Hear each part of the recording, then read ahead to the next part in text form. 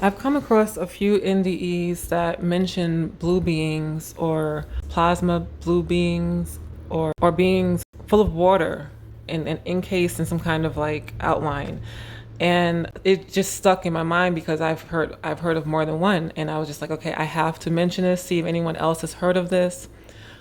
And I've noticed in other channels that this is something that we all need to start doing. We need to start sharing our personal stories and experiences, and just it's the only way that we're really going to get full understanding of what we are, where we are, what this is all about. So this is I want to do this, I guess, during the NDE talks. It makes perfect sense, but just know that this is more of a discussion prompt. Like, I'm hoping that people will hear this and just share their thoughts or experiences. Now, for me, when I first thought about blue people, the first things that come to mind are, well, us as souls, we tend to have a bluish tint or color to us, light beings. Blue people, Arcturians, I've heard that there are certain aliens that are blue. I've heard that there was a race of blue people on this earth at the same time as the other races, and they were very highly sensitive and were, in essence, killed off by the other races on this planet. I'm trying to think what else blue people. And then other than that, just blue orbs. Like, you hear about souls being able to travel in blue orbs. On some channels like Earth Files, they say, people say that the blue orbs are actually dangerous or have malicious intent. You hear a lot of stories, and I just want to share 5 NDEs that I came across that mention blue beings. So the 5 individuals I'll be mentioning are Alma B, Marilyn L, Crystal N, Thomas B, and Kaylin K. I'll start with Kaylin's story because it's one of the shortest ones.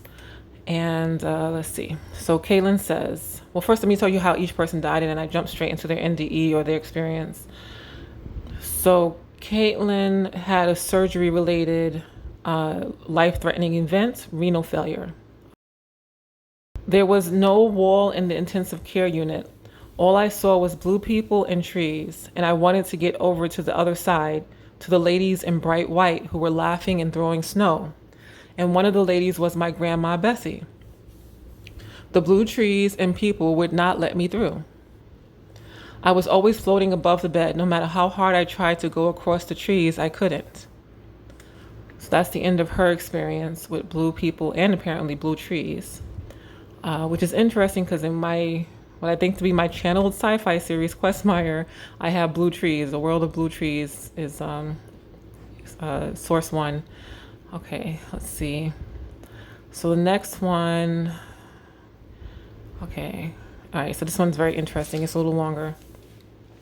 So Thomas B, the way that he has his NDE, or how it's initiated, is through an accident. He was hit by a car while riding a bike, and he was clinically dead for 6 minutes. So at first he's out of body, and he's looking down at his body. Slowly I began to spin in the air in a counterclockwise manner as I floated upward.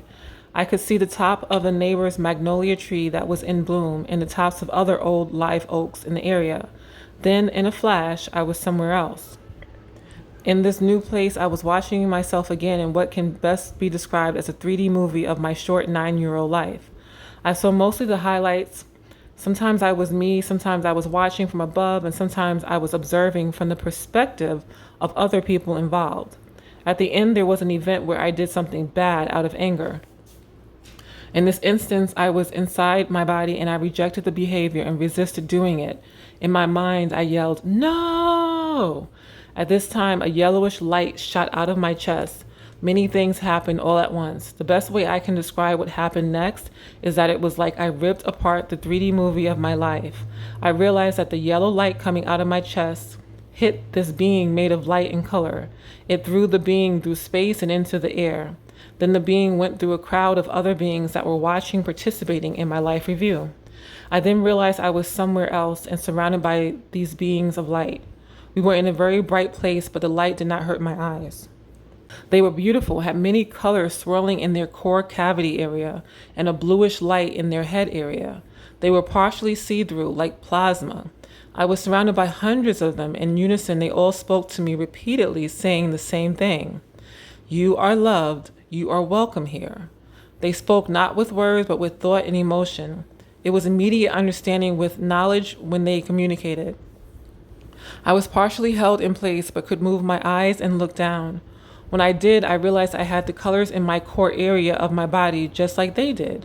I became scared because I could not see my legs and was confused.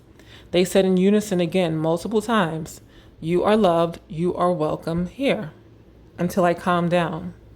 Additionally, when they communicated with me, their lights would connect with me and mine would connect with theirs until I calmed down. Additionally, when they communicated with me, their lights would connect with me and mine would connect with theirs when I thought something. Two of the beings stepped out in front of the others, saying again, you are loved, you are welcome here. Then one of the two said, welcome back. And then the other being shushed the one that said, welcome back. This was confusing and is still confusing to this day. I realized while observing their interaction that I felt like I knew them all, but could not figure out how. Later in life, after doing my own research, I guess it could have been deceased loved ones, but I did not know anyone who had died in my life, so maybe that is why I saw them in their spirit. I don't know if this is accurate or not. After this confusing interaction, I was shown some things by them that I cannot remember now and was told things I would rather keep to myself. I don't know how long I was hanging there in suspension while these interactions took place. It seemed like at least 30 minutes, but I cannot say for sure because time was strange. At the end of this interaction, all of a sudden, the beings became very excited. I felt the excitement and happiness of everyone. We were connected at this point, all of us. I realized hundreds or more were present at this time.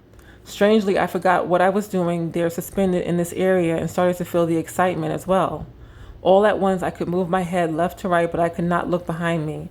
I was never allowed to look behind me. Even when I was pulled into the space everyone else was in, I just could not turn around.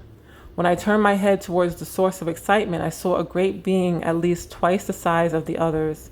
This being was best described as a great white flame with a face, and what appeared to be a human-like body of flame. This next part is hard to describe. I was looking at the being far away and approaching. Briefly, I was face to face with this being, then back in the place I was held. Then I felt and heard a great voice inside me say, come. I was shot through the veil I was being held in and into the place with the others. I shot through space and landed at the great being's feet. This larger and much more powerful being said to me one time, you are loved, you are accepted. I was so amazed and distracted by this being that I forgot what was going on and just observed the flame for a while. It moved slowly like a flame made of water and had shimmers of all colors across the flame. When I tried to see through the flame to the greater being inside, I could not. I was blocked at this time, but I knew the being was communicating with someone, something else. Then he stepped out of the flame and simply said, I am sorry, you must go back now. Suddenly, I was floating backwards. Once I crossed the boundary, I realized I was coming back to my body. For some reason, I did not want to, and I yelled, no, wait, who are you? In an instant, I was pulled back to him. He then stepped out of the flame and said with a great rumble like 1,000 foghorns at once, this is how you see me. The rumbling became great, and he appeared as an old man with white hair and a beard, but with baby-like skin. I became distracted by his beard because it seemed like every single hair was full of life and again had the rainbow-colored shimmering across it. I was dumbfounded and just thought, whoa, like the Ninja Turtles I was really into at this time. I then thought, beautiful grandpa. He could hear all my thoughts. He responded with a brief feeling of disappointment and then said, you must go back now. You are not finished. I still have no idea what I am supposed to finish. I then yelled, no, wait, no. I was pushed quickly backward through the boundary. Suddenly I was held in the dark space where I could see the other place. The great being leaned over the edge and into the dark place I was in. He said, I am so sorry. You must go back. I love you. I have never felt so much sorrow or so much love in my life compared to that moment. There is nothing on earth that could ever compare to that love or that sorrow. Immediately, I was back in my body, and it was as if barely any time had passed. Okay, I'll add another short one and then leave the last two for another video. Okay, so Marilyn L., her means of having the NDE was illness, a life-threatening illness. She had a pulmonary embolism. So this is very quick. So she's feeling sick, and okay, I'll read this part. Okay. I remember feeling quite exhausted, even though I wanted to stay awake. I closed my eyes, and suddenly my body started to slow down. It was as if everything was in slow motion. I knew I was going to die, but it didn't seem to matter. Like in 1965, I heard another pop, and now I was out of my body. But this time I started moving very fast through a tunnel. At first, the tunnel was very large, and it sounded like a freight train. Something or someone was in there with me. I think I was frightened, but now I wonder if I am only frightened remembering it. The tunnel started to narrow like a funnel, and I felt like I was headed for a destination. Then something most indescribable happened to me. I have never wanted to tell anyone because I was so scared of being thought crazy. But what happened supersedes all my memory, and I can't get it out of my mind. Please believe me when I say I am not religious. What I saw was emotion, light, and a being all rolled up into the same image. It was blue and white and had the form of human. However, I don't think it was human. It felt male and female, goodness and happiness, love and joy, all at the same time. It talked to me, but with thought, not words. Marilyn, it said in a strange, resonant voice, and yet I knew it was coming from my thoughts. The reason for pain is love. After that, she just basically leaves the being because she wants to return to Earth to take care of her children, and she is immediately put back into her body. So those are the first three, and I'll leave off any thoughts until the end. But if you want to share your thoughts, then please leave them in the comment section, and let's start a discussion.